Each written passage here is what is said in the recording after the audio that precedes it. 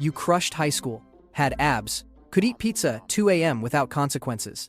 Then college happened, and suddenly your jeans don't zip and you're Googling, can stress actually make you gain weight, at 3 a.m. while stress eating Cheetos? Spoiler, yes it can. Welcome to the hormonal nightmare that is your early 20s. Your brain's betrayal. Let's talk about cortisol, the hormone that's currently ruining your life. When you're stressed, midterms, breakups, existential dread about student loans, your adrenal glands pump out cortisol like it's going out of style. This made sense when humans faced actual life or death situations. See tiger, release cortisol, run fast, survive. Problem is, your body can't tell the difference between a tiger and a Tuesday morning statistics exam. Here's where it gets fun. Elevated cortisol triggers your body to crave high-calorie foods. Why? Because thousands of years ago, stress usually meant famine or danger, so your ancestors who binged on calorie-dense foods during stressful times survived longer. Congratulations, evolution just played you. That 2 a.m. Taco Bell run isn't weakness. It's your DNA screaming, store fat now, because it thinks you're fleeing a woolly mammoth, not just avoiding your responsibilities. The numbers are wild. Studies show college students experience cortisol spikes up to 50% higher during exam weeks compared to regular weeks. That's not a small bump. That's your body basically yelling, emergency protocol activated for 8 straight weeks per semester. The midnight metabolism massacre. Sleep deprivation is college culture, right? 4 hours of sleep, 3 cups of coffee, 2 Red Bulls, and 1 nervous breakdown per day. Totally sustainable. Except your body's screaming internally. When you sleep less than 7 hours, and let's be real, you're getting 5. 2 appetite hormones go haywire. Leptin, which tells your brain, hey, we're full, stop eating, drops by about 18%. Meanwhile, ghrelin, the I'm starving, feed me now hormone, shoots up by 28%. Your body becomes a lying liar who lies about hunger. But wait, there's more. Sleep loss also tanks your insulin sensitivity by roughly 30%. Translation: your cells stop responding properly to insulin, so your pancreas pumps out more, which signals your body to store more fat, especially around your midsection. That spare tire you're developing? That's visceral fat, and it's metabolically active, meaning it pumps out inflammatory compounds that make everything worse. Here's the kicker: even one night of poor sleep can jack up your cortisol levels the next day by 45%. So you're stressed, which ruins your sleep, which makes you more stressed, which makes you hungrier, which makes you eat garbage, which makes you gain weight, which stresses you out more. It's a biochemical conga line straight to misery. The cafeteria crisis. College dining halls are designed like nutritional minefields. Unlimited food?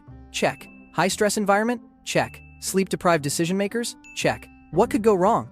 When cortisol is elevated, your prefrontal cortex, the part that makes smart choices, gets temporarily stupider. Meanwhile, your amygdala, the emotional, impulsive part, takes over. This is why you intellectually know the salad bar exists, but your hand reaches for the French fries anyway. You're literally neurologically compromised.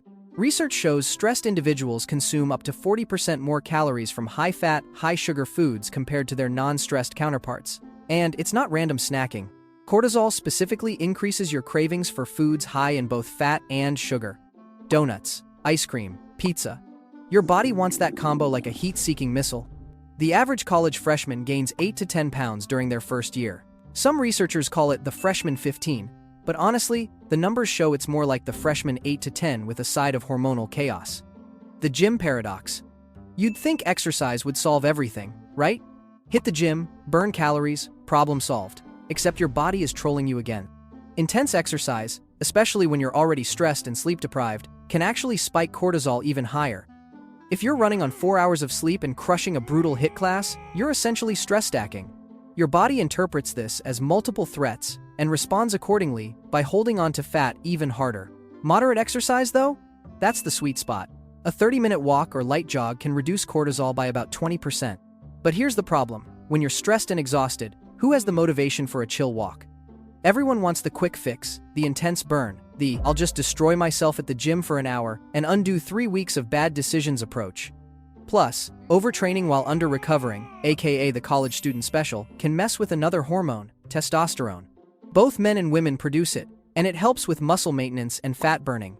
Chronic stress can drop testosterone levels by 20–30%, making it harder to build or even maintain muscle mass.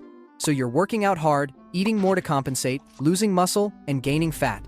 Fantastic. The stress eating spiral. Let's get into the neuroscience of why that pint of Ben & Jerry's feels like emotional first aid.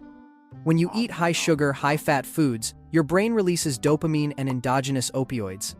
These are the same neurochemical pathways activated by actual drugs. You're literally self-medicating with cookie dough.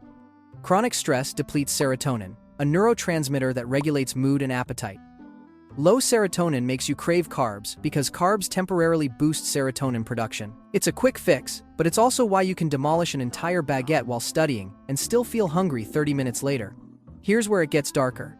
Studies show that chronic stress can actually rewire your brain's reward pathways.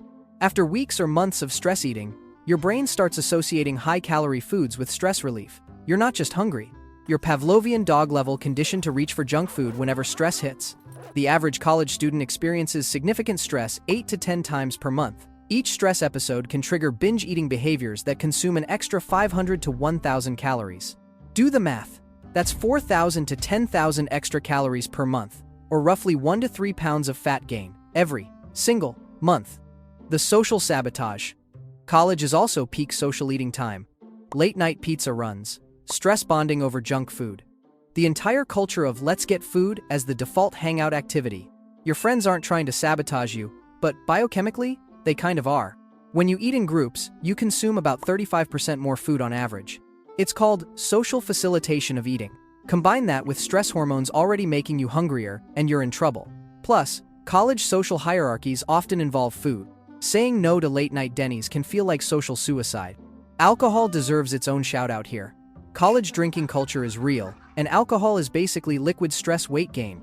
It spikes cortisol, tanks your sleep quality, lowers your inhibitions. Hello, 3 a.m. quesadilla, and adds 150 to 300 empty calories per drink.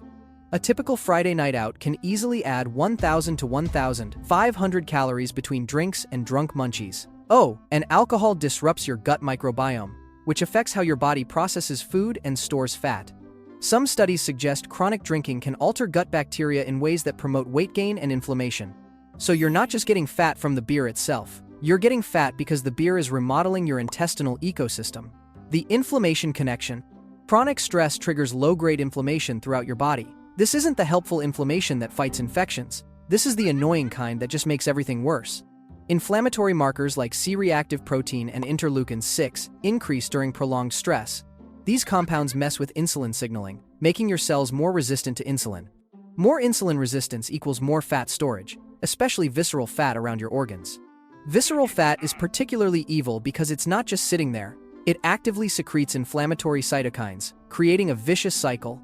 Stress causes inflammation. Inflammation causes fat gain. Fat causes more inflammation. Inflammation worsens stress response. It's like a biochemical Ouroboros eating its own tail. College students experiencing chronic academic stress show inflammatory markers 30–40% higher than low-stress controls. This isn't just about weight.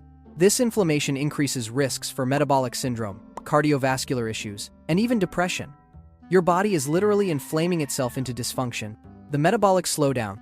Here's the thing nobody tells you. Prolonged calorie restriction combined with chronic stress absolutely wrecks your metabolism. You'd think eating less would equal weight loss, but your body disagrees. When cortisol stays elevated and you're under-eating, or erratically eating, your body enters conservation mode. Your basal metabolic rate, the calories you burn just existing, can drop by 15–20%. Your thyroid hormone production decreases. Your body becomes a calorie-hoarding miser. This is why crash dieting during midterms is the absolute worst strategy. You're stressed, you're sleeping poorly, and now you're starving yourself. Your body interprets this trifecta as an apocalypse scenario and slams the metabolic brakes so hard you'll gain weight eating 1,200 calories while your roommate stays lean eating 2,500. The adaptive thermogenesis, fancy term for your body adjusting to lower calorie intake, can persist for months or even years. Some studies show that people who've repeatedly crash dieted have metabolic rates 200 to 300 calories lower than predicted. That's almost a full meal's worth of metabolic penalty.